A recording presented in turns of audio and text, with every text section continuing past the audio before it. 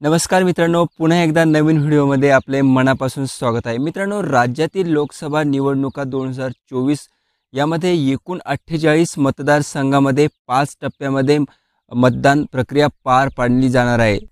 तुमच्या मतदारसंघामध्ये कधी मतदान होणार याबाबत थोडक्यात आपण माहिती आजच्या या व्हिडिओच्या माध्यमातून पाहणार आहोत।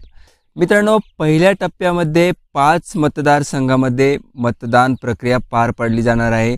19 एप्रिल 2024 ला पहिला टप्पा पार पाडण्यात येणार आहे। यामध्ये रामटेक, नागपूर, भंडारा, गोंदिया, यामध्ये गडचिरोली, चिमूर, चंद्रपूर अशा एकूण 5 मतदारसंघाचा पहिल्या टप्प्यामध्ये समावेश करण्यात आला आहे।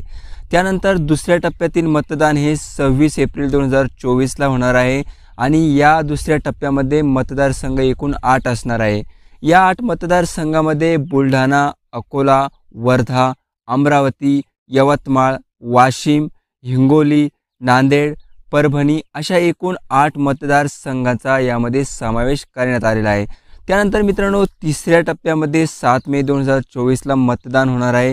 यामध्ये एकूण 11 मतदारसंघ असणार आहे, ज्यामध्ये रायगड आहे, बारामती, धाराशिव, कोल्हापूर, लातूर, सोलापूर, माढा, सांगली, हातकंगले, सातारा, रत्नागिरी व सिंधुदुर्ग जिल्ह्याचा समावेश असणार आहे। त्याचप्रमाणे मित्रांनो, चौथ्या टप्प्यामध्ये एकूण 11 मतदारसंघामध्ये मतदान प्रक्रिया पार पाडली जाणार आहे। त्यामध्ये हे मतदान 13 मे 2024 ला होणार आहे, ज्यामध्ये एकूण 11 मतदारसंघ असणार आहे, ज्यामध्ये नंदुरबार, जळगाव, रावेर, जालना, छत्रपती संभाजीनगर, मावळ, पुणे, शिर्डी, शिरूर, नगर, बीड या एकूण 11 मतदारसंघाचा समावेश असणार आहे।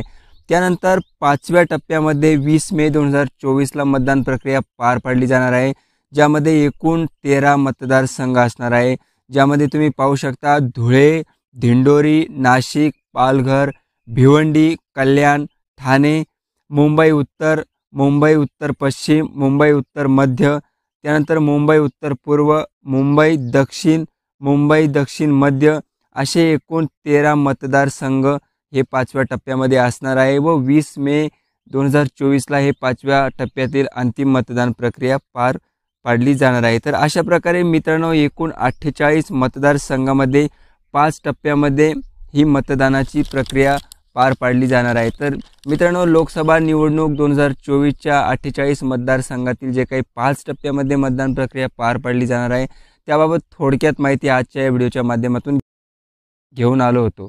तर मित्रांनो, आपल्याला माहीतच असेल की शासकीय योजनेसह शेतीविषयक शासन निर्णय असतील व नवनवीन अपडेट घेऊन आपण या ठिकाणी नेहमीच येत असतो। त्यामुळे आपल्या चॅनलला सबस्क्राईब करायला विसरू नका। पुन्हा भेटूया एका नवीन व्हिडिओमध्ये एका नवीन माहितीसह। तोपर्यंत धन्यवाद।